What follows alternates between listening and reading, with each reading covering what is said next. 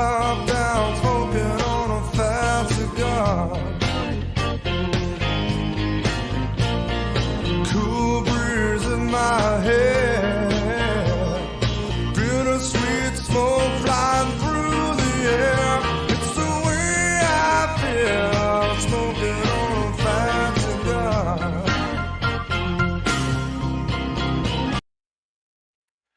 All right, everybody, that was Jeff Pitchell's Fat Cigar you were listening to, and that means it is time once again for Not Just Blowing Smoke. Coming at you live from Twin Smoke Shop Studio Headquarters in Hooksett, New Hampshire. Be sure to subscribe to us on Podbean, iHeartRadio, Pandora, Spotify, iTunes, Google, certainly here on Facebook or YouTube if you are watching us stream live, or wherever you get your podcast from. I am Pastor Padron, and I'm here with my co-hosts Nick and Dave. Paul is off tonight. He's on vacation. Yes, he is. And we are continuing our look at TAA cigars. Yep. In this episode, the Tobacco Association of America. And we talked last week about how those are cigars that are made by several different manufacturers for members of the TAA. There's about 80 members of the TAA, but a lot of these members have multiple stores. So it may be 100 stores in the United States. Mm-hmm. And these cigars are only available at those brick and mortar stores. They're not available online. They're not available on any of those online catalogs. If a store has a website, you're allowed to sell it on the website, but it's based out of a brick and mortar store. And one of the things about TAA cigars is that they can become collectible.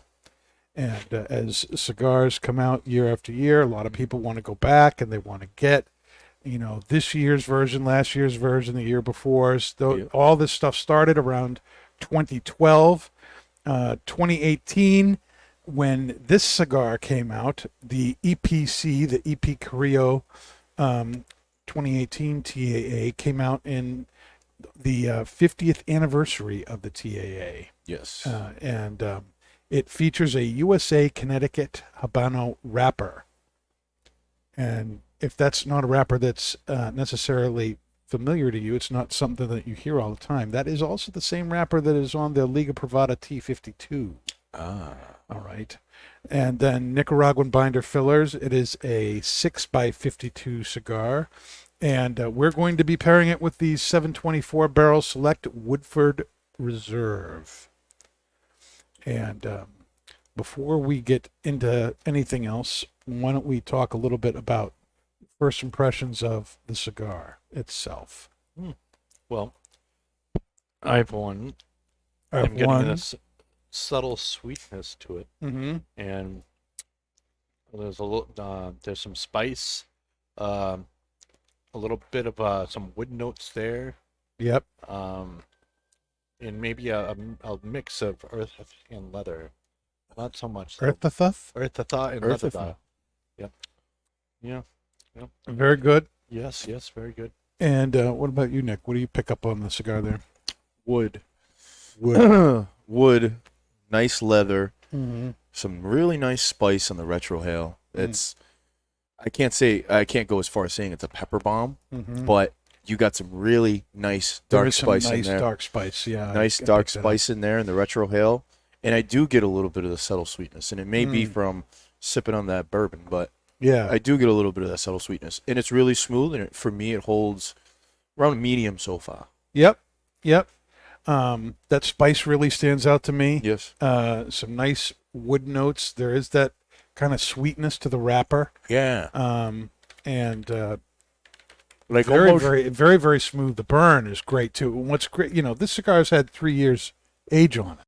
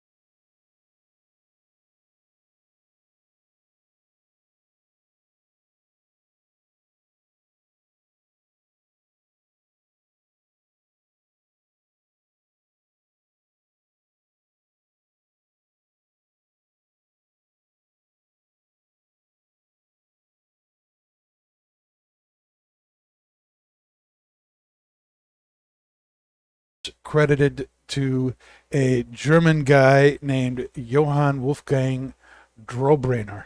Was he in the First World War? No, that was back in 1823. Whoa. 1823. 3 years before the Strike Anywhere match was invented. Wow. We had a lighter. Nice. And the lighter was called Drobrainer's lamp, and it was a thing that worked with the reaction of zinc and sulfuric acid, That didn't which sound produces hydrogen gas, Yeah, I was going to say, that doesn't sound safe. which then goes up to a platinum sponge and heats it up and creates a flame. But it was the very first time that something had been created where you didn't need to start with fire to get fire. Yeah. You didn't need to have your, what? You might want to start over a little bit because I guess we lost audio for a second there, but they can hear us now. Oh, Hey, yeah. well, Hey, there everybody. you go. We're all set. All right. So let me talk to you a little bit about lighters. Lighters have been around for about 200 years. And the very first lighter was invented in 1823 by a German scientist named Johann Wolfgang Drobrainer. And he was a chemist, and he came up with an invention called Drobrainer's lamp, which was in production for about 75 years. And it was a contraption that was about yay high, and it worked with sulfuric acid and zinc, which produced hydrogen gas, which Not would safe. go up into a little place where he had a platinum sponge, Mm-hmm. and the hydrogen gas, when it came into contact with the air, would heat up, ignite the sponge, and you got a flame, and then you could light a match, or you could light a stick, or you could light whatever with it. Platinum sponge, huh? It was great in a lot of ways, but you couldn't carry it around. No. It wasn't a pocket thing, and if you didn't use it on a regular basis, all of that hydrogen gas would gather in there and Explode? Yes. So, great idea, but it needed a little bit of work. Yes, it did. Now, an Australian scientist, Karl Auer von Welsbach, God bless you. Austrian scientist, patented something called ferrocium, which is ferrocium is what we Ferocious. call flint. Really? Oh, He nice. invented the flint. Now, what we call flint is not the rock flint. It works like flint because it creates the spark, That it does. but it's not actually flint. Flint. It's a man-made produced Material. material. So it's an alloy, probably. It's an alloy, yes. And he invented that in 1903, and that kind of revolutionized everything. Yeah, it did. And in 1932, you've got George Blaisdell, who invents Zippo. Those go absolutely crazy. Ronson starts inventing stuff. Colibri starts inventing stuff. All those lighters. ST DuPont. DuPont starts around then too. World War II, Zippos are everywhere. Yep. And then that was basically the way it was. It was soft flame lighters using mostly lighter fluid. And then in 1993, Yigal Cohen Harel introduced laser lighters, Lazer. Whoa. You remember those? Nope. You were probably still in your underoos back in 1993. Probably. In All right. a jumper. That was right in the middle of the big cigar boom, and he wanted to take the idea of a butane torch, which was used, for, in labs, it was used in garages, it was used in medical labs. A lot of dentists liked using smaller torches to make their dentures and stuff like that. He wanted to make something for cigar people, and he invented what was first marketed as the laser lighter, the first butane torch that was marketed for cigars. That was in 1993. Now, just a little bit less than 30 years after their development, butane torches have a virtual monopoly on the cigar lighter market. Yep. And, Zippos are still very, very popular today, but they're not looked at as the best lighters for cigars because of the odor of the lighter fluid, Correct. right? And the torch really eliminated the pain of trying to light something outside in the wind. Yep. Indoor smoking also has dramatically decreased since the 70s and 80s when all this stuff started to come out. When I was a kid, you could still smoke inside. When I was a kid. Yeah, me too. I remember going to restaurants with my mother, and she would always say, "Smoking, please." Yep. And we'd always have to go to the smoking section. And then after, I think what, the 99s in New Hampshire was one of the last restaurants to ban smoking inside. Yeah. Yeah. And so that wasn't all that long ago. I No, mean, it was I what? mean, I was going to say late, about what? about 2000, I was right? going to say 2001, 2002 probably. Yeah, sometime around there, things ended up getting banned. But as there were less and less indoor places to smoke, it became a whole lot easier to light with a torch than it did with a soft flame lighter or a match. And as time has gone on, the prices of those have become much more competitive. You can get a good torch lighter like this here, the Vertigo Cyclone triple jet lighter, for about half the price of a Zippo, and the gas is going to last just about as long in If there not as it longer. would in a Zippo lighter. So since the price has gone down, the convenience has gone down, you don't have to learn as much or have as much skill to use a lighter because it just point. Doesn't matter where you aim in the lighter, the flame just goes in the direction it's going. These have just kind of taken over. And so that leads to the question I want us to discuss in the first half of the show tonight, and that is, do soft flame lighters matter anymore? Do they matter anymore? I mean, why even bother making them? That's a good point. And I think what there's DuPont, Calibri, obviously we have a lighter on the table, and there's still some companies out there, but the vast majority of the companies are steering away from it. I have a soft place in my heart for a soft flame. I like to use it. It's a little bit less chaotic when I'm lighting a cigar, and obviously I have a soft flame for my pipe, which what do you mean it's less chaotic? You can torch it you can over torch it. So for me, using one, either you have to be extremely far away or a good distance away and toast a foot, or if you're puffing on it and trying to toast it, you got to be extremely cautious, because if you over toast, you're at risk of over toasting it, and then you can light your face on fire. Over toasting we call burning. Burning. Yes. So you're Burning burning the hell out of the cigar. That's right. But for me, I always loved the elegant design of DuPont's. Right.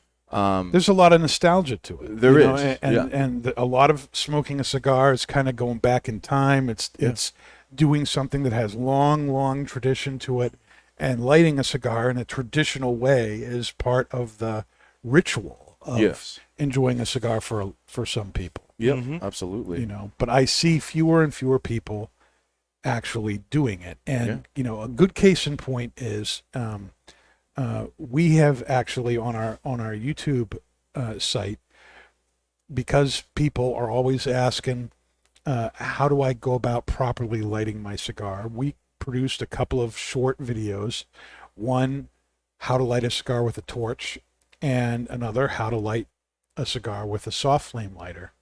And I checked this afternoon before the show, and how to light a cigar with a torch lighter has over 4,800 views. Wow. It's closing in on 5,000 views since That's we've awesome. done that. How to light a cigar with a soft flame has 735. Yeah, big difference there. Big difference. And when you add those numbers, together, what you get is it really is about 15% of the people who are watching how do I light my cigar want to know how to do it with a soft flame lighter. So 85% of people were looking, if you just use, and this is a totally unscientific poll, based solely on, based solely on us. Not just blowing but smoke. I think that's fairly accurate. In my experience with customers in the store, about 85% of people are really interested in a torch, and about 15% are open to using something else, like a soft flame to light their cigar. Yeah. Well, with the soft flame too, it but you have to be, I think, a little bit more, there's a little bit more of a technique there to light the cigar, lighten the foot. Yeah. Because for me, it's not something that it's a rush thing. If you're, a lot of people are rushing into it. Don't rush into it. Just take your time. And especially with the soft flame, I have a DuPont Line 8, which is a dual flame, and it's a little bit thicker than yours. Yours is a single flame, right? No, it's a double. Is it double? It's a double. I have an older one, which is a Gatsby lighter from the 1950s or 1940s, and it's a single. And that one is a really, really technical, and you really have to take your time, and because you're not going to end up lighting the whole bottom of the whole foot of the cigar. Right. So I like it because you just take your time. And a lot of people are in a rush, and they want to light their cigar, and they want to get upstairs, and they want to smoke, and they want to sit down, and they want to drink, and they want to have a good time, and I totally understand that. But it's a technical thing with the soft flame, and you know what I mean. And if you're outside, you better have that thing up full blast, because sometimes a good wind will blow that flame out. Yeah. It is a pain, but you do have to have some extra skills built into things if you're going to use the soft flame lighter. Now, no more skill than someone had a couple, 100 years ago with a match. That's true. So people did it. People enjoyed cigars long before the torch was made. So it is possible. You could. It's actually possible to. And I actually watched a video today of EP Carrillo, talking about how he lights his cigars. Nice. And I don't care what he was using. He could have been using a torch, could have been using a soft flame. Now, he prefers a soft flame himself. But watching him, it took him about 8 minutes to light it. Because it's a little while. No, because he would light it a little bit and get, see the smoke going, and then he would stop. Really? And then he would hold the cigar up, and he would smell it. And he would just kind of wave it around and enjoy the smell that was coming off the cigar. Oh, interesting. From just getting toasted. Yeah. And then he would toast it a little bit more. You know who else and does do it that? again. And he toasted more. And so 4 or 5 times he's toasting the cigar and then just sitting there and talking and then he finally gets around to finishing it. But for him, it is something that you really take your time with, that you enjoy every little bit of lighting that cigar. And the more you're lighting it, the way he expressed it, the more time you took to light it and get to know it as it got lit, the better you were able to discern and pick up the flavors of the cigar. Right. So, you know who else does that? Who? Was Jorge. So, if you noticed from the 1,000 times we watched him during our break, he does. He's always doing this, even while he's talking. He's smelling the smoke. He did it when he was lighting it and everything. He's I've noticed other people that do that. Usually the blenders have done that. Yep. And it's, I think it's really interesting that, I know that when we asked Nick Nalillo, what do you like? He really kind of preferred a soft flame lighter. The same with Pete Johnson, the same with EP Carrillo. I can't say that I've heard that from Nick Perdomo, but he does like to take his time lighting it. So I don't know that he prefers soft flame or not, but a lot of these blenders, want to do that, taking their time to really heat it up and everything like that. Now that said, he's a guy who's that's his life. is doing it, and so he can pick up things that maybe most people are not going to, and so taking 4, 5, 6 minutes to finally light the cigar is that nostalgic aspect of using a soft flame enough of a reason to justify a soft flame lighter? I'd say yeah. You'd say yes. Why would you say yes? Just because Nostalgia. Tradition. Tradition is tradition. You want to be part of the tradition. Well, I'll say, hold on, Dave. Let me finish my thoughts, sir. Has it come to you yet? I love history, and you know what I mean. The smoking cigars and pipes, where everybody and their mother were smoking a cigar or a pipe everywhere you went. You weren't hip if you weren't smoking a pipe or a cigar. Right. And they had nothing but soft flames back then. Well, they had nothing but matches back then. Yeah. And I just love that aspect of it. Grabbing one of my DuPonts at home or at work or with you guys and lighting it and getting that nice soft flame. And of course, we got the AC going and it keeps blowing out. And that's part of the whole thing. But for me, it's just when I look at that soft flame, it like takes me back to the 1900s, and I'm part of it again. It's like having my own DeLorean in a DuPont.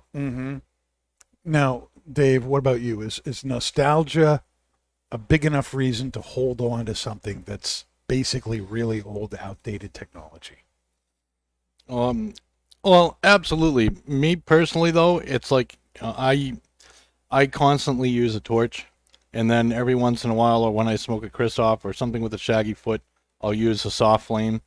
And then I always think to myself, I really just should just ditch the torch, because I feel like I always enjoy it more when I light it with a soft flame. Like, I feel like when I'm too hasty with it and I use the torch, it kind of burns the tobacco. Let's not be hasty. Let's not be hasty. Yes. Listen to Treebeard. So, Yes. I feel like, I almost want to ditch my torches, but I'm impatient, so I don't know if it'll happen. But if you have ADD, it's probably a torch. yeah. Woo! Yeah. Now, why would you want a soft flame lighter? I have a few. We've talked about the pluses of torches. What are some of the pluses of a soft flame lighter? Well, for me, it would be less to carry. Less to carry. Why? Because I smoke pipes and cigars. Okay, so for you who goes both ways, having one lighter that does both is easier. Makes a lot more sense. Yep. So like if I'm out and about and I just have like I don't have my backpack with me. I just have like my pipe case with a couple of cigars in it. I'll only bring a soft lighter. All right, Nick, why would you want a soft flame lighter other than the whole nostalgia? It'd probably be because it would limit me to over toasting the foot or burning the cigar. With the soft flame, with the torch, for me, I just kind of leave it on there and don't really take my time, and then it starts to burn uneven.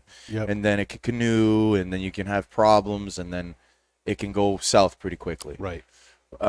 What I found out for me, and this could be different for you, Danny, it could be different for anybody out there, when I use my DuPont, it forces me to take time. It forces me to make sure I'm turning the cigar, I'm getting it, I'm taking my time, I'm looking at the cigar, I need a little bit more, hit it again, take my time. And for me, it takes me a good light, a good solid light on the foot would take me up to about 4 minutes to do it, because I'm looking at it, I'm going, touching it up a little bit more. EPC would be proud. Thank you. There you go. Yep. And it slows me down, because I tend to rush. Obviously, the majority of my smoking is at work, and we're dealing with customers, and we're trying to smoke and have a good time, and work in the walk-in and clean and everything. So with everything, a lot of things going on, in that habit of doing things quickly and making sure, trying to do it efficiently. So when I'm at home, or when I'm at the family's house and I have my DuPont with me, I take my time. It forces me to slow down and enjoy the experience. And the whole point of a cigar is to slow down and take time to enjoy. Exactly. And so that helps that process work. Yes, absolutely. All right. That's awesome. So those are two good reasons there. Here's another reason for me, because I'm a big soft flame lighter fan as well, and that is that there are fewer parts that can go wrong or wear out. Yep. Mm-hmm. And if you are familiar with torch lighters at all, you know that little that little spark arm in there, the igniter. the igniter. If that gets moved, that the spark is not going the right, all of a sudden this doesn't work. Doesn't light. Those jets can, if some ash or dirt or lint from your pocket gets stuck in there, it stops working. And so there's a whole lot of, cleaning and things that need done with these things in order to keep them working. And if that igniter stops working, if it no longer sparks, there's nothing you can do about it. The lighter is done. You have a paperweight, technically, a small paperweight. Yeah. So, these lighters here have much fewer moving parts, and the only part that is really used on a something like a DuPont like this is the flint, which you replace. You do, yes. But it's really the only thing that you ever need to do. I actually replace the flint on these things. When I first, there are, so in mine, which I'm pretty sure, because mine and yours, even though mine's a line 8 and yours is a line 2, they're similar. They're pretty identical designs. Yes. Most DuPonts are going to be a similar design, obviously a different style. But with mine, when I first got it for my wife, because I got it for, she got it for me for my wedding present. So, and I always wanted a DuPont. I've seen a bunch of people that have DuPonts. I've been wanting one for a while. So when I got mine, I used it so much, I went through 5 flints and a spark wheel. Danny? Yeah? Yes. Wow. You're kind of space. I'm trying to talk to you, buddy. I'm looking at some of the comments that are going up there on YouTube. All right. And Rob, I guess my yelling at Dave, look at the chat, isn't helping. What is that about? When we were quiet. Yeah. Yeah. Now I get the Michelle Stiles reference. Michelle Stiles is a friend of mine who, on another podcast, was a regular sort of guest. She sent in an audio segment every week. She was going around doing a pro surfing tour at the time, and so she would, be somewhere in Africa or Australia or down in South America or whatever, and she would talk about restaurants, she would talk about beaches, she would visit cigar shops for us and tell us about different places and cigar shops all over the world. And it was called Miles with Styles. But Michelle is deaf, so the whole line up there about how Michelle could still enjoy the show whether there was no sound, that's what that was about. Okay, very good. Now I understand what's going on. I wish Michelle were listening tonight. She's a little preoccupied with family things right now. Her mom is not doing well. That's too bad. Well, my prayers to her mother and her family. Yeah, it is absolutely looking like this is the end, which is a very, very sad thing. Absolutely. But so our prayers go out to you, Michelle. Absolutely. But another thing about soft flame lighters, talking about something a lot less or a lot more mundane, as the case may be, is these things have much larger fuel tanks. Yep. Yes, they because they have less parts. Because they have less parts. Take the Caribe Kabuto, for instance. This in here is all tank. I actually asked how much these hold. And this is a pretty standard lighter here, and I'm told by the rep who markets these that they hold 3/4 of a gram of butane. I find that hard to believe. I want to say it's 1 3/4 Okay. or 1.75. 3/4 anyway. But he said 3/4 of a gram. What's in here? 5.5 grams. Oh yeah. 5.5 grams of butane. I may have to fill this up several times a week. I fill this up once a week, maybe. The first time I got one of these, I filled it up and wanted to see how long I could go between fills. It lasted 8 days. Yeah. And that's me smoking Pipes, cigars. cigars. Religiously. Huh, no pun intended. Yes. That's right, Pastor. If you want your lighter to have more fuel in it and you want to take less time filling it up, they are great that way. Get a Caribbean. And then the last thing, we've all kind of talked about it a little bit, but the cooler flame is a lot easier on the tobacco. It is, yes. And to make it really easy, soft flame or match is, or let me put it this way: a torch is about twice as hot as a soft flame. Soft flame 700-800 degrees, a torch 14 to 1600 degrees. So it's a whole lot easier on the tobacco, whether you're talking a pipe or a cigar. And tobacco lights at around 700 or 800. So Right. Yeah. So it's much easier on the tobacco. It'll treat it a little bit nicer. Now, we've talked a little bit about this too. One of the things I often hear people say who are big torch people is, I don't want to use a soft flame. Soft flames take forever to light the cigar. And so I wonder if that's true. I wanted to see how much time do you actually save, if any, lighting your cigar with a soft flame versus lighting it with a torch. Is it really that big of a difference? So We should find out. We should find out. We did that earlier today, and we timed it, and here's what we found. All right. I'm set up to do a little experiment here to see what the difference is time-wise between properly lighting your cigar with a torch and properly lighting your cigar with a soft flame lighter. Let's see exactly how much time is saved by using the torch lighter. All right. So, I've got the torch. I am using Padron 3000s for both of these cigars. Let's do this here. I'm going to start a timer right here.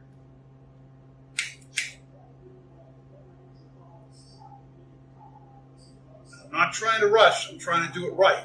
I want to know how long it's going to take if you do it right.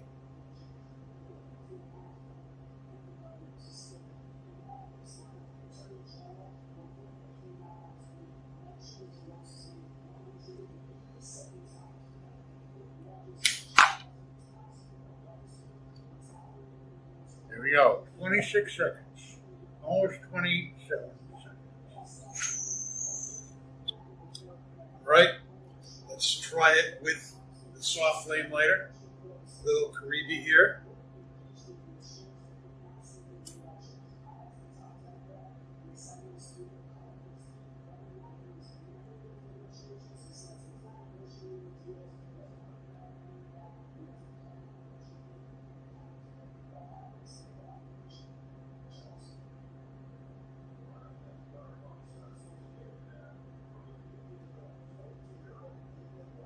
Nice.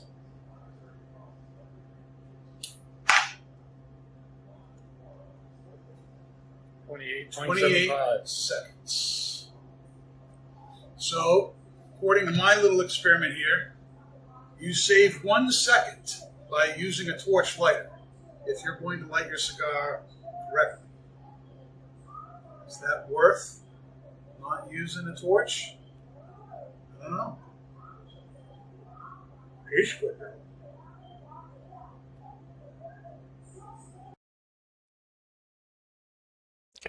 So there you have it.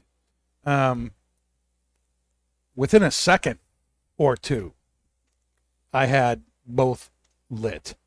So to me, does that surprise you? A little bit. It surprises me a little bit because I thought what'd you use? The one that you have there, the Vertigo 3 Flame? The Vertigo 3 Flame, I thought, and then a Caribe. I thought, because I kind of previewed it before the show, and I kind of glanced over, and I was looking for a meme and glancing over, but I for sure thought that the Torch would have beat it, at least by more time than that. Yeah. So I was definitely surprised. But yeah, nice science work. Love it. Yeah. So we have scientifically proven that whole thing about it takes so much more time to light your cigar with a soft flame lighter really ain't true. Mm-hmm. Really isn't true. If you're trying to light it correctly. Now, if you're just going to hold the torch up there and jetpack your tobacco, or skip the toast, which is going to change the taste and the performance of your cigar, okay, I'll grant it to you. You can get it lit faster with a torch. But if you want to get it lit correctly, it is almost exactly the same amount of time. You are not really saving any time by using a torch lighter. Mm-hmm. All right. Now, the next question is, though, well, I think we've all kind of said it's easier to light your cigar with a torch versus a soft flame because you have to have a little bit more control. If it's windy, you've got to be using your hands. Yeah. You've got to manipulate the flame a little bit more because it's not just going in one way. It's much more. It's free flowing. It's much more free flowing, and the torch is one direction, and that's it. Yeah. So it's easy to aim the torch. It takes a little bit more skill to do the soft flame, and this is another place where I think that whole illustration of driving a standard versus an automatic may help with that. There is a little bit more work with learning how to light your cigar with a soft flame lighter, but is easier necessarily better? I guess to each his own. You know what I mean? Yep. Like, everybody's going to have their style. I still use a jet, but I prefer a soft flame. If you're outside, like right now, it's not that windy. But it would probably take me a good 5 to 10 minutes to light with the soft flame. But you know what I mean? Would you bother doing it outside with the soft flame right now? Yeah, absolutely. Yeah. I still would. It would take me a little bit, but I still would. It would definitely take me longer than to do it with the torch. The torch, like you said, it's going in one direction. They were pretty much designed to defeat the wind. You have DuPont, you have Zycar, you have a bunch of other companies that are coming out with windproof jets and stuff like that. And that's what a lot of people go to. That's it's catching the consumer's eye. It's catching their imagination. Where, oh my God, if I'm at on top of Mount Everest, I can still light my cigar. Well, you again, know what I mean? Like, people smoke outside more than any other place. I mean, if you're sitting in your cigar lounge, it really doesn't matter. Use a match, use a cedar spill, use a torch. It's all the same thing. But if you're outside at the golf course, if you're at out the grill, if you're sitting around the fire, if you're camping, it is going to be a little bit more work. It's convenient. It's convenient. It's convenient. It's convenience. Well, that being said, though, I feel like we have a lot of customers here in Hookset who ask for matches. We do. Right. Is that because they're too cheap to buy a lighter, or is it? I don't think so, because Danny's throwing shade. Everybody's on our reward system, and you get free lighters. So that's right. That's true. So well, when you're doing it, you know what I mean. Some people really enjoy the match. Well, some people really enjoy the match, but also some people, which I've heard complaints about, is that, which it could be them improperly lighting the cigar. I don't know. I cannot speculate. But they said that they can taste the butane when they're lighting. I've heard some people say that. So with the match, strange. yeah.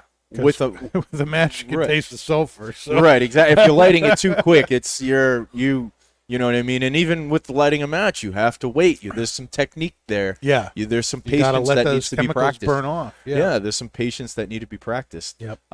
So, you know what I mean? It's everybody wants to do something different. You know what I mean? We got one guy in Londonderry that specifically asks for cedar all the time. I was speaking to one gentleman, and, you know, I was showing him my DuPont and the soft flame, and he's like, oh, God. He's like, how do you light your cigar? And I'm like, well, I take my time. You know what I mean? Like this. Like, yeah, demonstrated it. And, boom.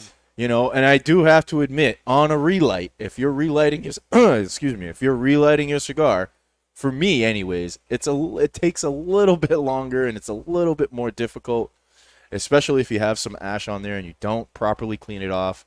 With a soft flame, that is probably one of the only drawbacks that I can see with the soft flame, is that it does take a little bit longer to relight your cigar. Other than that, if it was my choice to tell everybody that walks in that door, you're getting a soft flame today, baby. Now, we just saw the video. It took me 28 seconds to light the lighter. Right. Light the cigar. On Give a it like fresh a couple seconds. on a fresh cigar. Now I'm gonna play devil's advocate a little bit. Now with the fresh cigar, I understand 28 seconds that video, the time on that. It could probably take up to 45 seconds trying to light a relit cigar or relighting. Why a cigar. would it take twice as long to don't know. relight a cigar as I don't know. Because Nick is special. I am special boy. Just a special boy. I don't know. Like I said, for me, what I've experienced with my soft flames, either the Caribbean or the DuPont, it's always given me a little bit of an issue.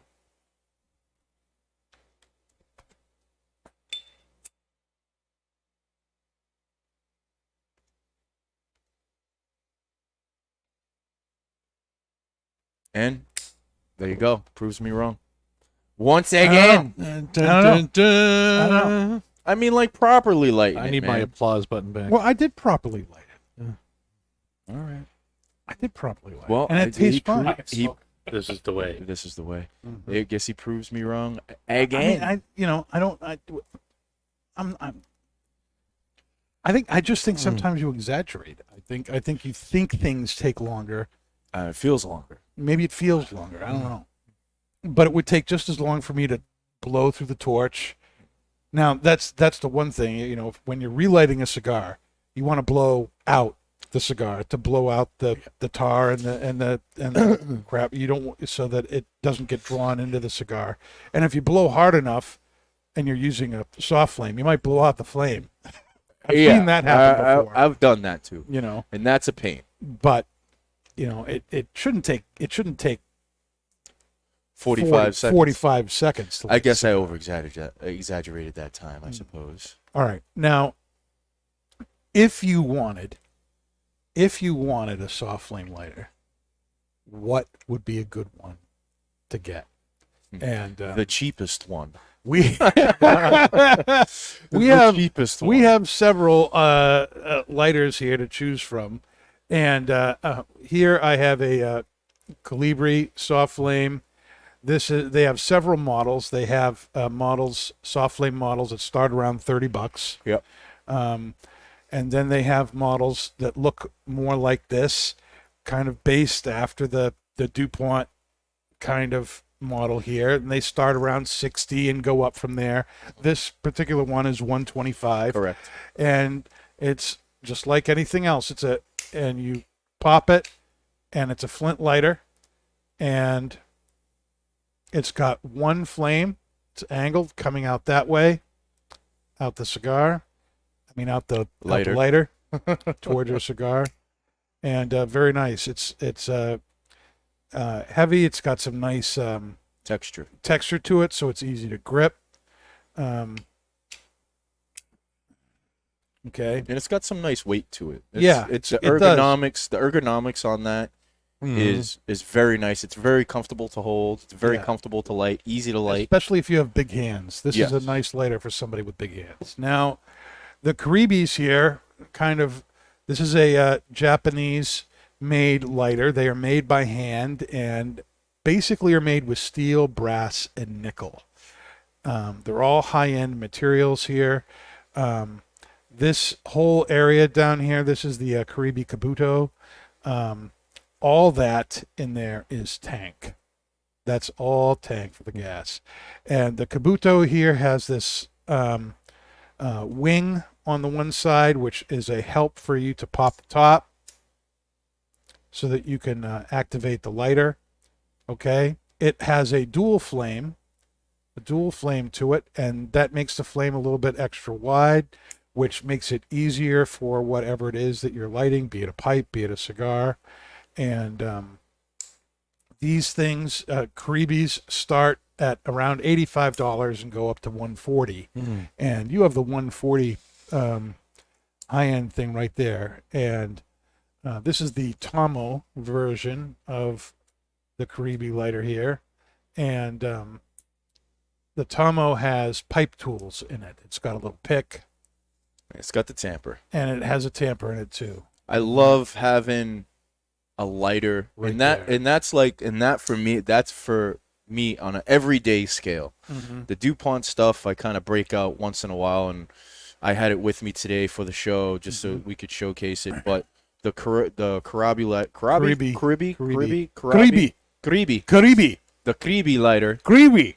lighter that I have. Kirby. This isn't Herbie. It's Caribe. Herbie. So the lighter, I love because it has the tool in it. I'm very much a minimalist, you know what I mean? And to have it with me, before I had a lighter that only had the tamper on it, and it drove me crazy because if I needed a pick, I needed to grab something or have something on me. Right. And to have my pipe and my lighter and my tobacco and more tools with me and my wallet and my phone and my keys, it just drove me crazy. Right. So having that one lighter to do it all, it's the one lighter to rule them all. And one of the nice things about that is that Lotus. the tools are in their own separate compartment. They are. The tank is totally separate. It is totally sealed off and in a completely different thing. And it doesn't take up tank space or anything. And that one also, and I was telling Danny as well a couple weeks ago that I accidentally washed it. What? I accidentally ran it through the wash 3 times, and I leave it in my, I don't check my pants when I wash my clothes, and between keys and money and doesn't check his pants. I don't check my pants. And I was extremely scared that this lighter wouldn't work after, and I let it dry out for a few hours, and I went back and I lit it right up, and it started right up. That's so awesome. They are unbelievably durable.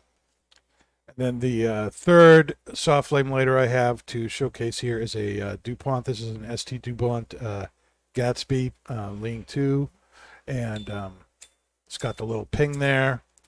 It also has a dual flame to it, and DuPonts are basically the Rolex version of lighters. Yes. They are also made totally by hand, like the Caribes, but they are made in France, in Paris. In Paris, yes. And they have a brass base, also like the Caribe, but then they are finished with precious metals. The reason that they cost so much is because of the materials that they are made of. And did you know this one, for instance, is made of palladium, and it retails for about $650. Yes. And also, did you know all DuPonts are sealed with silver? They do not use rubber materials to do to seal them.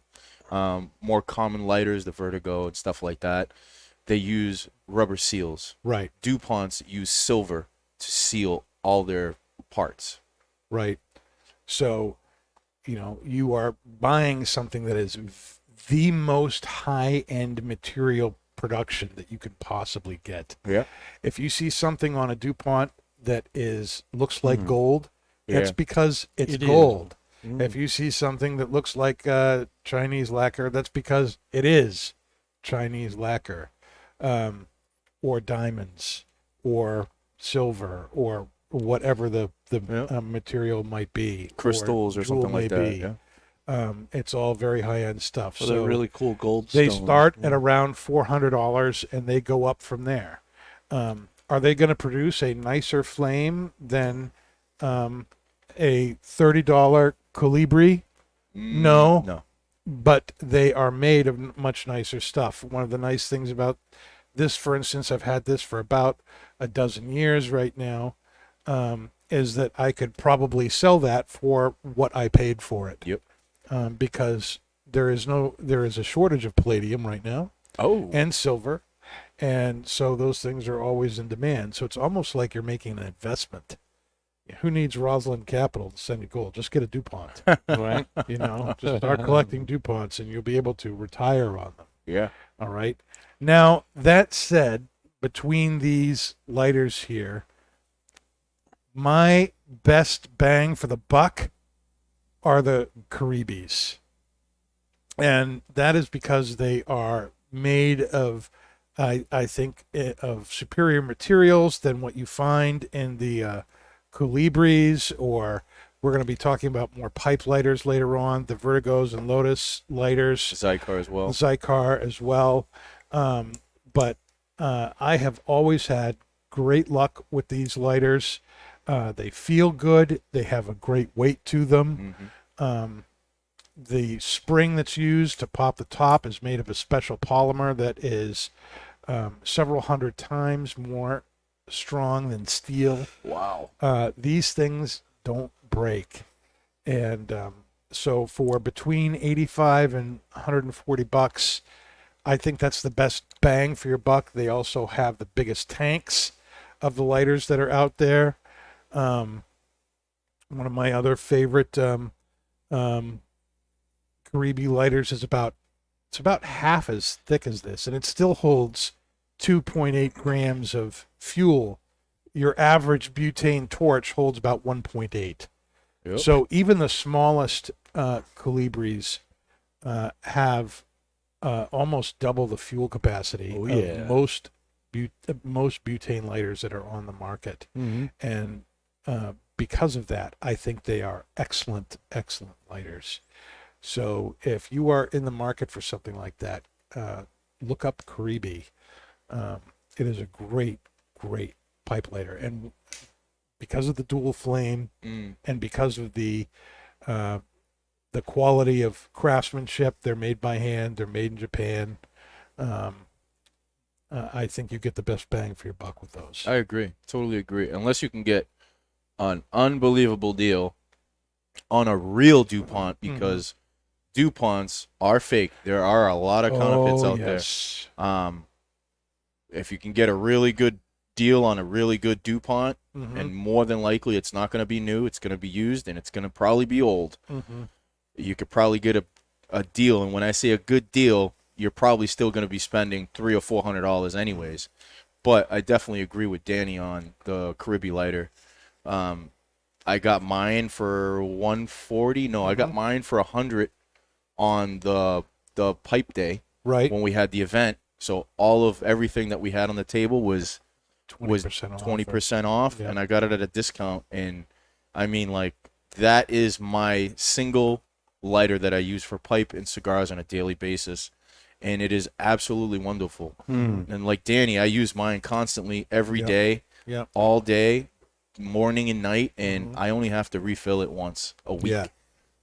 It's incredible. That's awesome.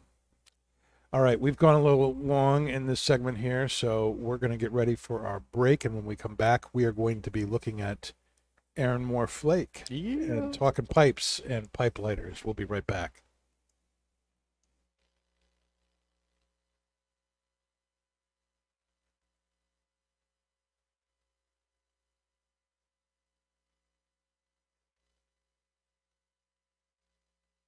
And the show was very different this year. It's the most unique show ever because it was probably only about a third of the size of normal. And A third. There's been a lot of changes in the last Right.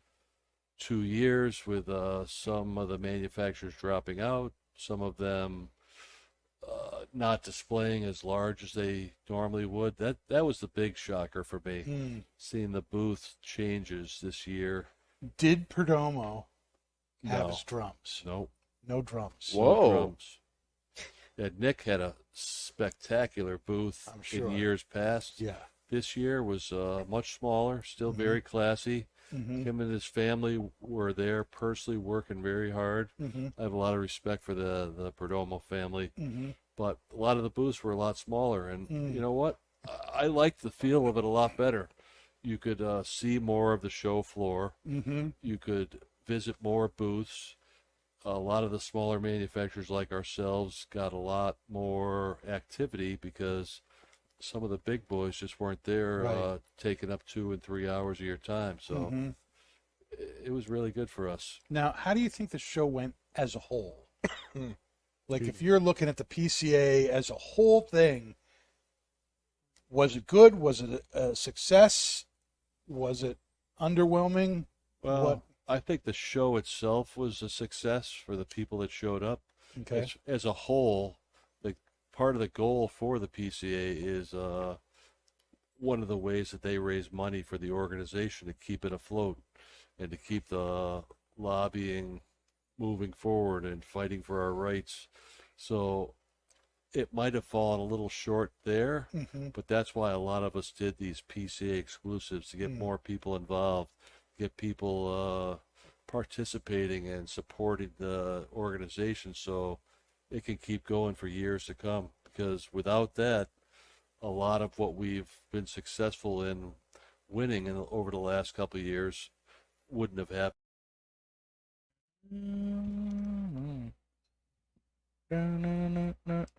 Tequila. All right. We are back, and we are looking at now Erinmore Flake for our pipe tobacco. This is something that is produced by Scandinavian Tobacco Group. And if you can't read what's on the back of the tin, from the tobaccoreviews.com website, it says about this tobacco, the leaf tobaccos for Erinmore are selected from only premium tobacco growing regions of the world. The blend consists of mature Virginia, mellow burley, and sweet, dark, air-cured tobaccos. It is pressed into cakes, aged, and cut into slices, providing a mellow and cool smoke with a flowery and fruity note. This is something that's been around for a long time. It was originally produced by Murray and Sons, and in 2005, it was taken over by Scandinavian Tobacco Group and is produced for them at the Orlik factory in Assens, Denmark. And it is an aromatic pipe tobacco made of black Cavendish, burley, and Virginia. It has some fruit flavorings on it. It is a flake, as the name might suggest. And we are pairing with this the Barrel Select version of 724's Herradura Double Reposado Tequila. Tequila. And what is our first impressions of the tobacco and the pairing here? Dave, what do you think? Well, you know me, Dan. I love my Virginias, so I was super excited when we were doing some Erinmore. Get some dark fruits. Definitely get that flower, or the floral and retrohale. Get some raisin as in the as the mouthfeel. I get some tartness, Citrusing. some grassy notes from the Virginias, along with those stewed fruit kind of flavors. I think the burley has some real backbone to this, with notes of earth and cocoa and nuts. The black Cavendish, I think, is smooth and creamy and adds almost like a brown sugar kind of like sweetness to it. The fruit toppings are very obvious. Yeah. You can taste the fact that something has been added to this, but it does seem to play well with the Virginias, like Dave's saying. They blend well together. They blend well together. What are you getting, Nick? Everything that you've said, the drink is bringing out way more sweetness than I thought it was. But I should have known because we're drinking 100% agave. So But I thought the tequila was going to bring a little bit more floral note out in the tobacco, but it's doing the opposite for me. It's taking the floral out. Well, not taking the floral out. There is some floral in there, but the sweetness is just right up front. Oh, It's yeah. very loud with the pairing. It's very good, considering we're smoking an aromatic right now. But it is very pleasant. I'm enjoying it very much. It's not an over-the-top aromatic. No, It's subtle. still very tobacco forward, I think. I'm surprised that it's an aromatic, honestly. Well, that's what Tobacco Reviews classifies it as. You know, I wonder whether they would classify Sun Bear as an aromatic too. Interesting. I would not call Sun Bear an aromatic, No, but it has honey in it, and it has tequila, it does. and it has elderflower in it. So obvious, but I don't really think those things are. Well, you get the honey more than anything else with Sun Bear. We're actually going to be smoking the Sun Bear Black Locust next week on the show, and that'll be very, very interesting. Is it locust or lotus? Locust, It is Black locust. Locust. Buggy. So, pipe lighters here.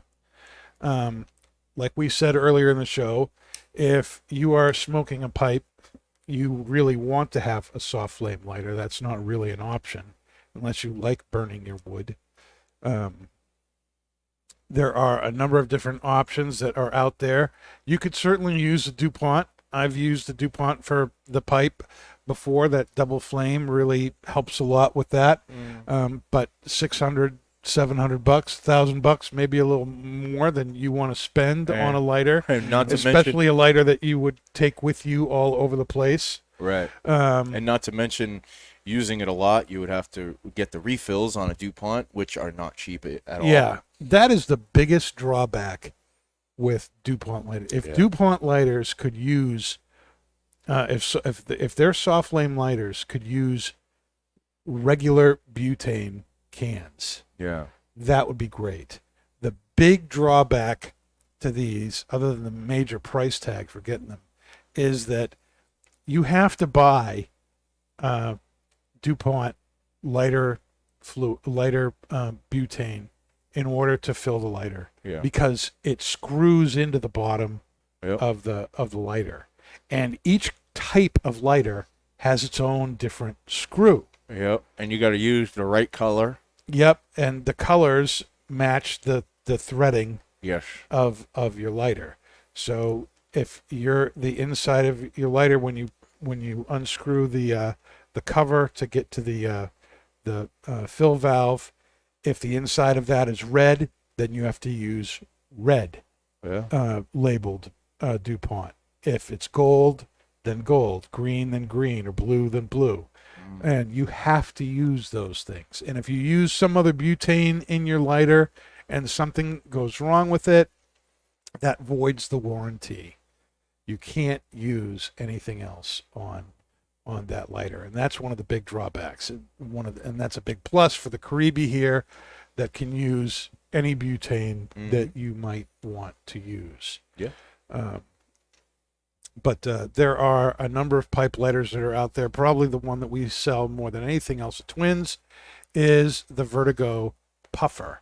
And this little lighter here comes in a number of different finishes: brown, blue, and black. This nice, like a leather-like pad that goes halfway around the lighter here. And it also has a series of tools in it. This is another reason it's so popular. It's got a little scraper, a little poker, a little tamper. Although the tamper on this thing is so small, it's like, a couple eighths of an inch wide. It's like almost useless. Although I have to say that if you have a pipe that has a concave bowl, in other words, it's kind of cone shaped, when you are trying to get to the bottom of that cone and smoke everything in your pipe, this will actually reach down further into the pipe than a traditional tamper will, like say this. So I've found that to actually be helpful in some cases. But if you're going to try and tamp a whole pipe with this, you got to you're going to be working hard trying to keep that going. The biggest drawback to this thing is that because the tools take up half of the lighter, you only have this little bit over here for a tank. And this isn't the whole tank. There's a tank that's built into this on the inside. So it holds a very small amount of butane. And again, because the you have to get the spark going in the right direction with these. Yep. And you know, with a lighter like this, which is also made by Vertigo, if that little arm that sends out the flame, that sends out the spark, I mean, is off a little bit, it's very easy to manipulate around. Here, because it's inside, you can't get your finger in there to move it around. So it's a whole lot harder to move that if it's not in the right place. That said, it's $20, $19.99. It's really inexpensive and fits really nice into your pocket, into your hands, and it's easy to have around. It's a great introductory lighter that way. The Lotus Condor, Nick, you have I think this one. exact same one. Yep. Right? And this is also really nice. You pull back and there's the flame on that. This also has some tools with it.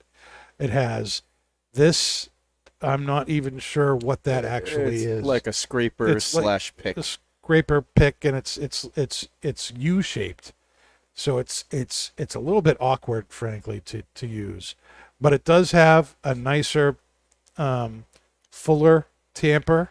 It's, again, not really as full size as like something like this, but it's still a lot bigger than what's on the That's puffer true. there. And it's a lot easier to use that way. So again, here's a lighter that's all utilitarian. And again, both these lighters, the lighter comes out this way, comes out the side, so it's easy to put into your pipe and get the thing going. Just like that. Yeah. Now, the Caribbees and the DuPonts here, the flame is going that way. You know, the holes are pointed in that direction so that it's easy to put down on your lighter there. And again, because it's a double wide flame, it's got two holes for the flames. You got a double flame there. It's easy to go down on that. But the Udo here doesn't have any tools with it. The plus is it's got this humongous tank. That's the big plus with that. It's very hard to find. You'll be hard pressed to find a lighter that holds more than that, unless you're looking at a table lighter of some kind. Yep. True. Very true. You know. Yes. Now this Caribe Black Nickel is $105 retail. The Condor here is $30, $29.95, and then you've got that for $20. So again, it really kind of depends on what you want to spend, what you're looking for. You can get the Tomo over here, the Caribe Tomo, for $140. That does have the tools with it. It's a little bit of a smaller tank, but it's still double what the average lighter is.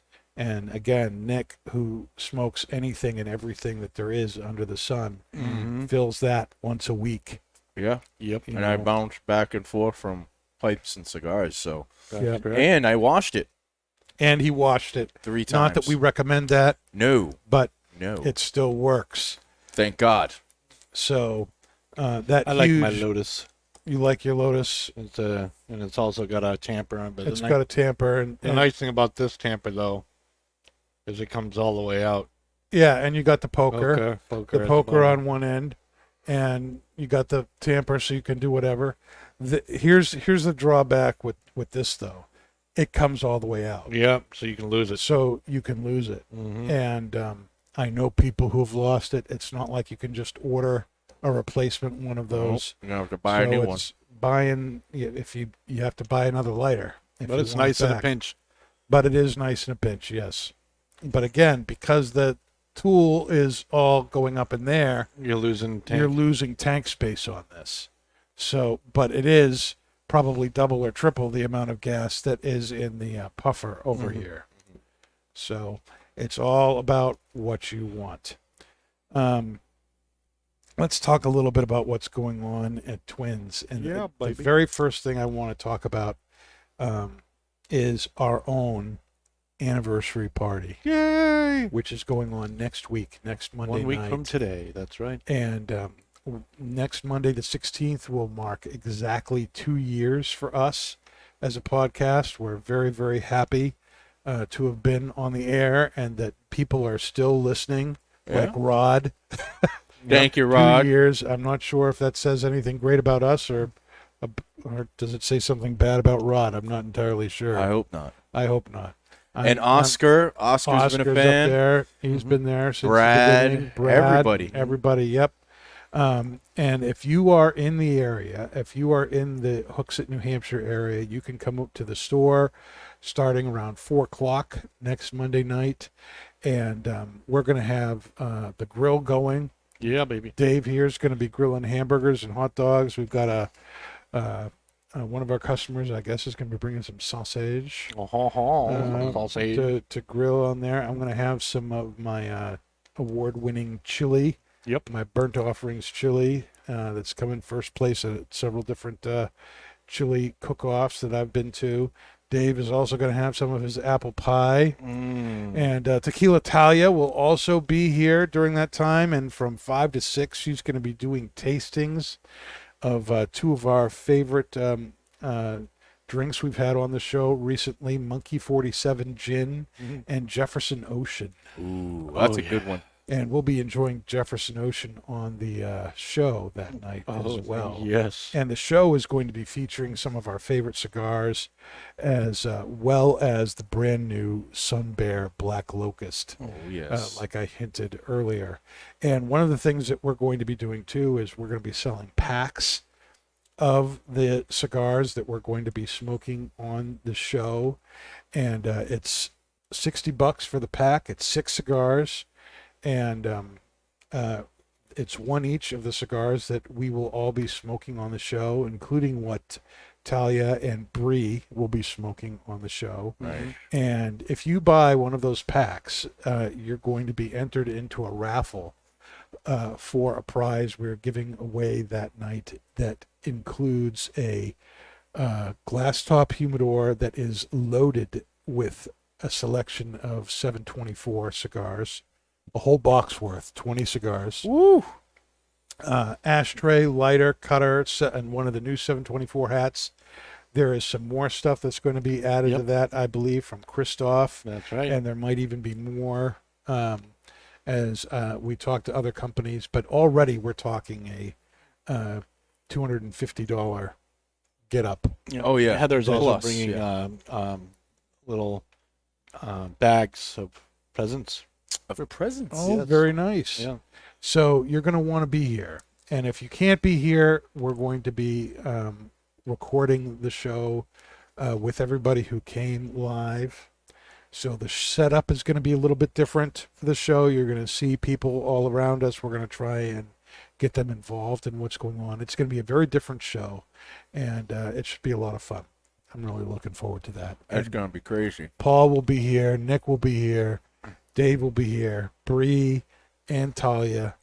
It's gonna be a fun time. Mm-hmm. And the other thing I think we should talk about is, of course, Kurt's big anniversary party, the 24th annual Blues Barbecue, celebrating his 24th year in the business with Twins, and that is Saturday, September 18th, from 11 to 6. Tickets are $240 for that event. That includes a bag of 24 cigars. There's your $240 right there. Yep. Mm-hmm. That's it. Then there's the barbecue. You can eat all the hamburgers and stuff that you want. There's going to be live entertainment. The Chris Lester Band is going to be there. Amazing. You can get tattoos if you want to be Yes. there. Yep. There is going to be a grand prize giveaway. There's everybody who is there, everybody who has a ticket has a chance at leaving with $24,000. Not Canadian, which should entice Rod and Jeff to come, but U.S. dollars. Yes. $24,000 is going to be on the table to be given away. It is going to be a great time. And people, let me tell you, the tickets are almost gone. Yep. It is selling out faster than it has any other year we've done this. There are literally, there may be 24 tickets left.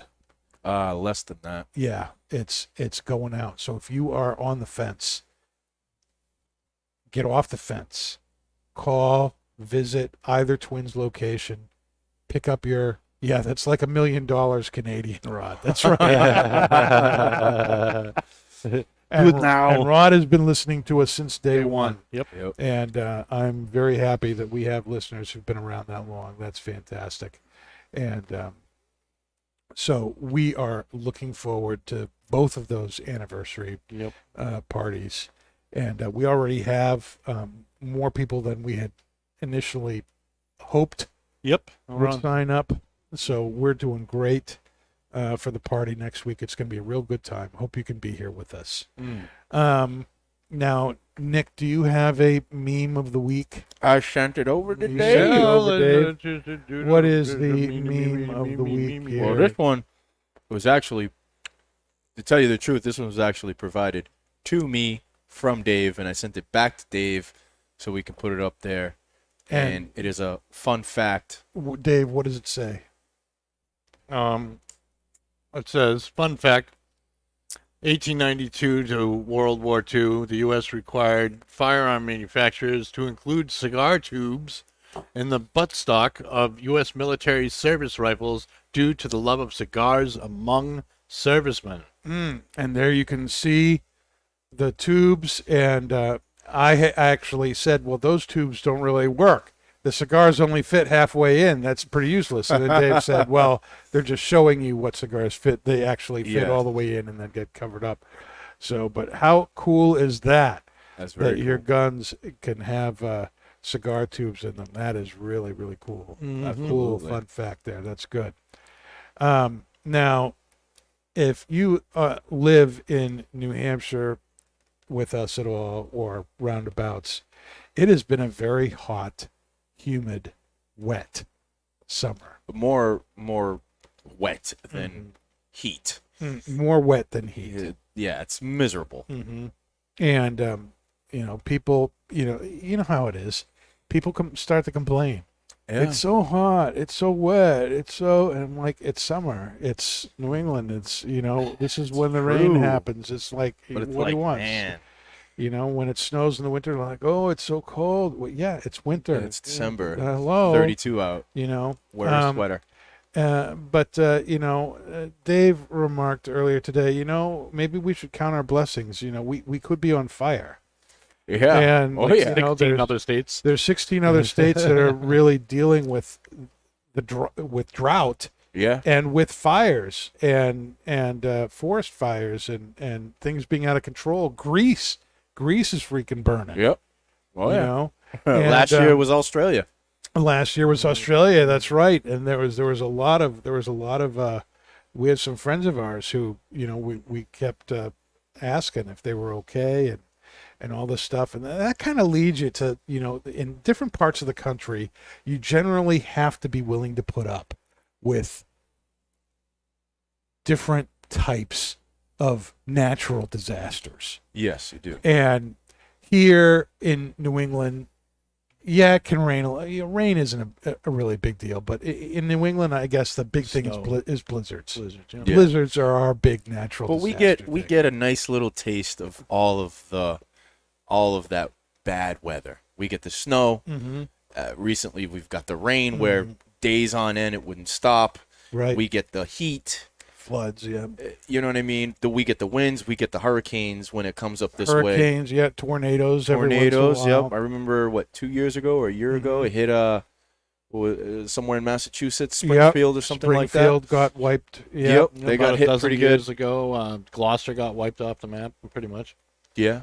You know what I mean? So New England is a special place. Yes. Because we get a little taste of We get a little taste of everything everything. else. Yes. But for the most part, our concentration is, our specialty is blizzards. Oh yeah. Our for sure. specialty is blizzards. We don't really get earthquakes. No. we got don't a really little- we don't really get a whole lot of fire. No. You know, we Unless don't- somebody sets stuff on fire. you know, hurricanes, by the time they get here, it's more or less Tropical storm. Yep. a Yeah, tropical storm. Some wind, some you rain. know. But blizzards we got, And ice storms. Yeah. and ice storms. Yeah, it's like- You know, but you know, like California, you got Just the fires, man. You got the alone. fires. Terrible. California's burning, and like the fire that's going on now in Dixie. It's now their second largest fire in history. Oof. About 500,000 acres is currently on Damn. fire. 500,000, 500,000 Thousand. acres is burning, and then you got the Oh. earthquakes Yeah, that's and the terrible. drought. And Alaska's and all got 3 volcanoes that are currently active right now. Yay. And talk a little bit about that, Dave. Yeah. So there's 3 different volcanoes that are currently active in the top of Alaska there, and one is currently spilling over with lava, and the other one is spitting out ash, and all 3 of them are smoking. And that is, if you look at the weather current, it's pretty much dropping down all over California and drying out the air. Oh. So, yep. Yeah. Mixed with their fires, it's a lot of smoke. Yep. Yep. It's interesting. The UN just released a report that the world is getting a whole lot warmer than and quicker than they originally thought. They basically are saying that it's too late to try and cool off the world. It's already too hot. Do you think it might have something to do with the volcanoes going off? I just think And, it's kind of and half the continent on fire. I and think it's- Greece I on think- fire. I think that it's- maybe it's heating everything up. I think there's a lot of Possible. I think we gotta realize, the natural habitat of the Earth and how it usually is. So we're like the new guys on the planet. There's been 6 extinction level events on Earth, and it's only been a few thousand, tens of thousands of years since the last one, and which we're after, the Ice Age and stuff like that. But the dinosaurs were on the planet for millions of years, and we're not even close to that yet. Not even 1%. And their heat level was way warmer than it is now. Yeah. And then because of so you have to think about that and say, well, why was it warmer? Well, that's what you get when you're this far away from the sun based on everything. So the planet is naturally trying to warm up. So I have a hard time feeling like it's our fault at all. The other thing that makes me raise an eyebrow is, I'm a science nut. I'm watching like a special on telescopes, and one of the things they're commenting on is, oh, this telescope was built on this top of the mountain so we can get clear skies. And if you look at that volcano over there, the next mountain over, that's like erupting and stuff like that, that's where the CO2 sensor is for part of the world to detect the carbon, the carbon amount in the air. And I'm like, well, why is there a carbon detector on top of a volcano? Isn't that kind of like Where all the CO2, all the CO2 is spewing out So from the inside of the Earth. Yeah. and they don't talk about that when No. they talk about they don't explain carbon that when they emissions talk and about stuff. carbon emissions. They don't talk about like how much CO2 is actually spilt out from volcanoes that are active, and there are hundreds of active volcanoes around the Earth at any given time, and the amount of carbon that they put out is way more than humans ever have or ever will for thousands of years to come. So I have a hard time believing that it's our fault. However, I do believe the Earth is warming. I'm not doubting that. I just think that I has just to do it's- more with we're the sun. it has And to the do sun with- cycle. and our sun cycle, and the fact that the Earth has naturally been for millions of years at times a lot harder than it was. And that's relevant with the size of reptiles. The more warmer their environment is, the bigger they get. And every year they're breaking records for the sizes of snakes and the sizes of alligators and everything. We're seeing crazier creatures come out of the depths of the ocean because the oceans are warming up. Things are coming up. We finally seen and proved that giant squids actually do exist. They weren't just like some, mythological creature. They're around. The Kraken. The Kraken is real. And, or like jellyfish that have tentacles that go over a mile deep that are like, half a football field across in their diameter. It's crazy. These things are there. So. That's nuts. It is. That's nuts. I wonder if the Loch Ness Monster is down there somewhere. All right.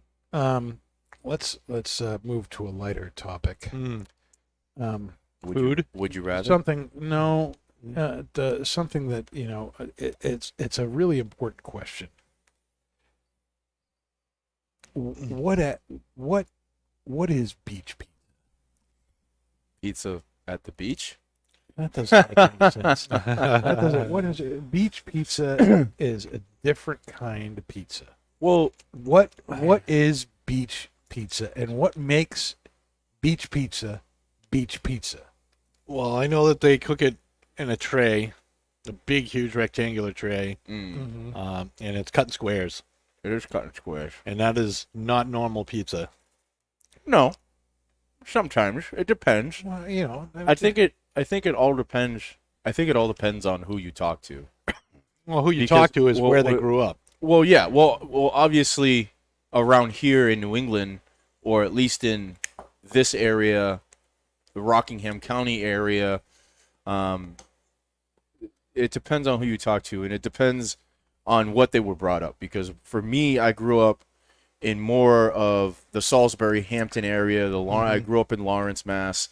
The Lawrence, Methuen area. Yeah, And- so you go to Tripoli's or Christie's. And Well, no. Well, that's the thing. I grew up on Tripoli's Pizza. So when somebody says, "Oh, let's go get some beach pizza," it's going to be Tripoli's Pizza. Yeah, that's right. You know what I mean? It's not going to be Christie's. It's not going to be another place called Beach Pizza or another place that's imitating those two. So for me, when somebody says beach pizza, everything that comes to mind is Tripoli's Pizza. Yep. It's the squares, it's the sauce, Oh, and it's the love provolone sauce. cheese The when you ask for provolone, extra cheese. yes. It is. That is what I always picture when somebody asks me, "Oh, well, what's beach pizza or beach pizza or let's go get some beach pizza?" That is the only pizza that comes to mind. And I'm the type of person that, because I grew up on Tripoli's Pizza my whole life, I do not go to Christie's. I do not go anywhere else. It's Tripoli's Pizza. Yep. And Amen. and Sorry, you're Christie's. in that community of eating beach pizza, it's always better at the beach than even though Tripoli's has multiple locations. They have one in Lawrence, they got one up in Salisbury, I believe they got one up in Seabrook now. They got multiple locations.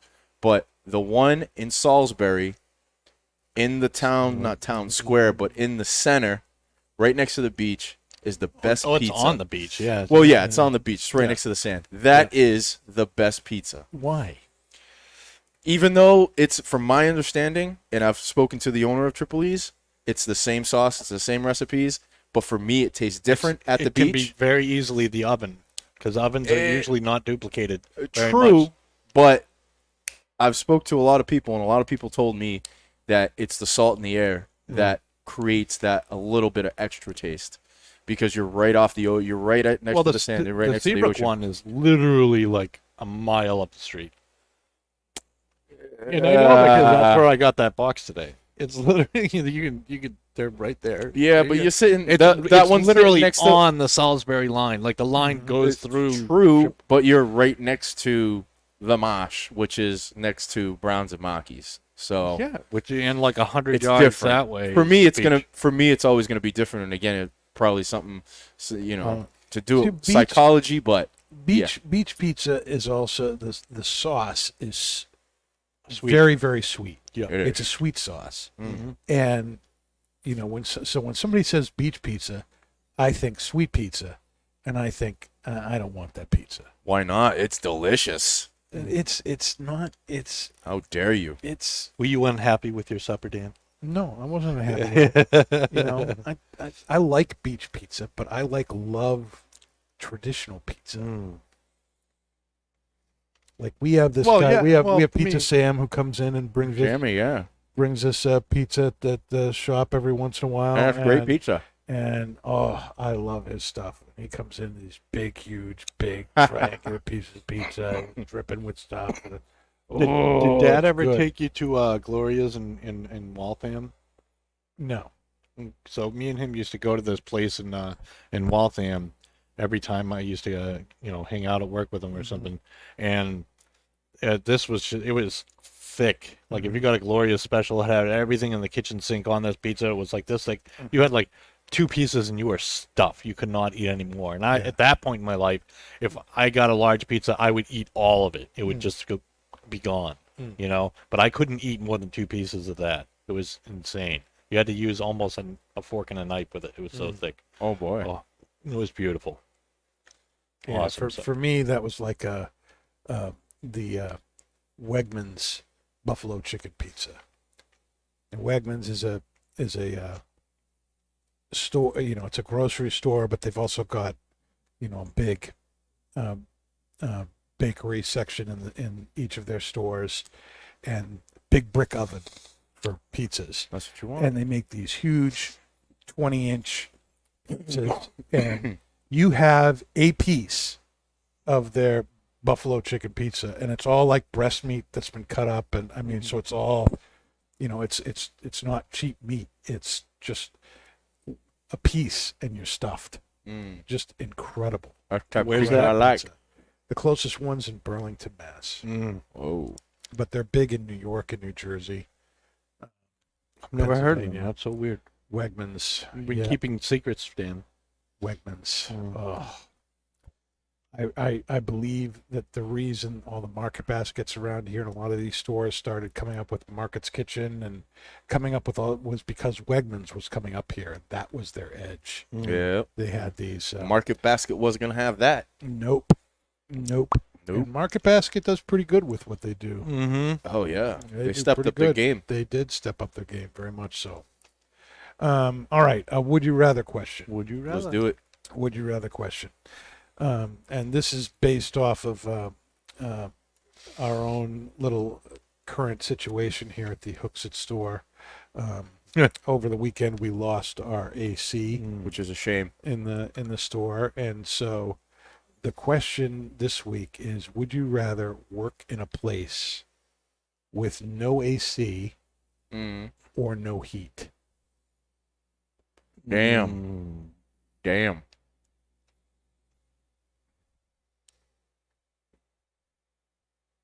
Personally, I'd rather work where there was no AC. It's been hot here. Yeah. It's been, That's a tough. it's been kind of uncomfortable, but you can deal with it. You know. can until But it's I hate being cold. I would much rather deal with the problem of being too hot than the problem of being too cold. yeah.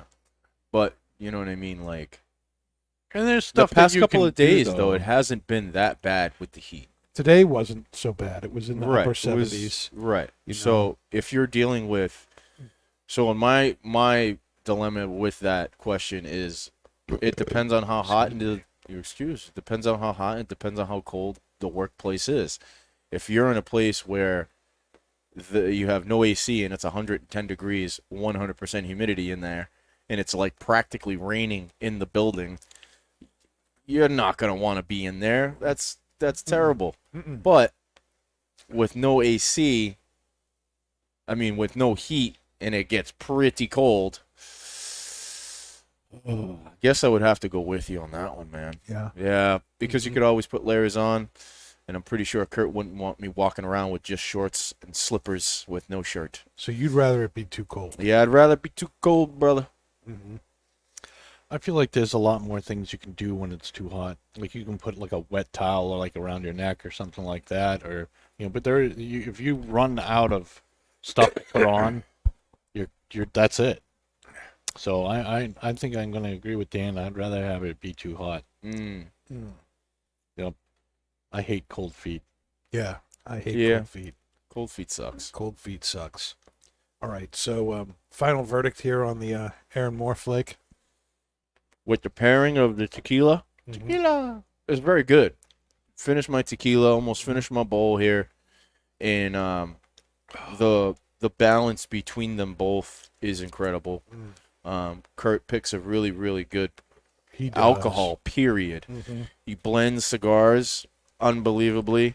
He picks alcohol unbelievably, and holds up to his standard. And to go with this tobacco where it, the reviewers say that it's an aromatic.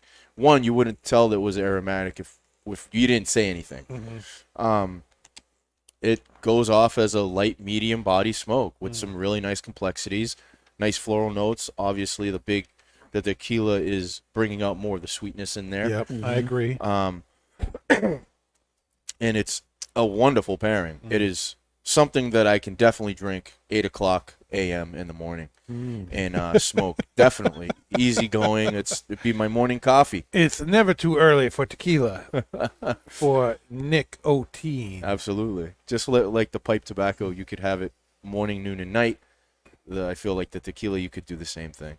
It's not too overbearing. Some tequilas that you can get, you have the signature tequila taste. Yeah. And it's, you can have like one shot and that's it. No, the Herradura here, the double reposado, barrel reposado is fantastic. It is absolutely fantastic. Like I said, you could have it at 8:00 in the morning instead of your coffee, and you'll be okay, ready to go, baby.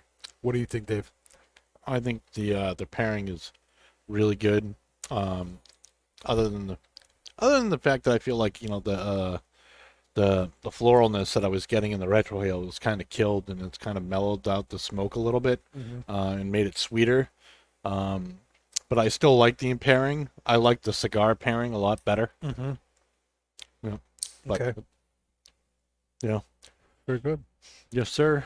All right. Well, next Monday on Not Just Blowing Smoke, It's it gonna is be our crazy. second anniversary episode, and it's going to be live with live audience.